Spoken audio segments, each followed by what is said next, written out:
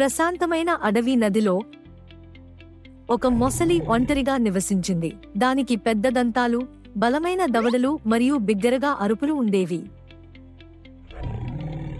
కానీ మొసలి కొంచెం క్రోధ స్వభావం మరియు సిగ్గుపడే స్వభావం కలిగి ఉండేది కాదు.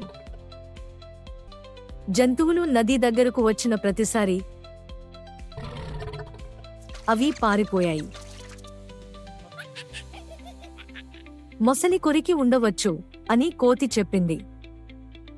మనం దూరంగా ఉందాం అని జింక చెప్పింది. మొసలి విచారంగా అనిపించింది. నాకు ఒక స్నేహితుడు కావాలి అని నిట్టూర్చింది.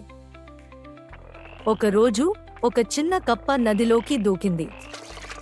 హలో మిస్టర్ మొసలి అని కప్ప చెప్పింది. మొసలి ఆశ్చర్యపోయింది. నువ్వు నన్ను చూసి భయపడటం లేదా? లేదు అని కప్ప చెప్పింది.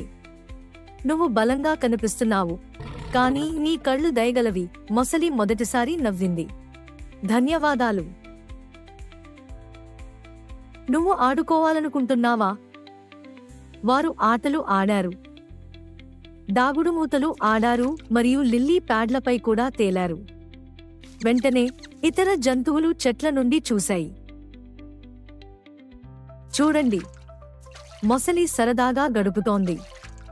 అతను అస్సలు భయానకంగా లేడు. జంతువులు తాము ఎలా కనిపిస్తారో చూసి ఇతరులను అంచనా వేయకూడదని గ్రహించాయి మరియు అందరి పట్ల దయగా ఉండటం మంచిది.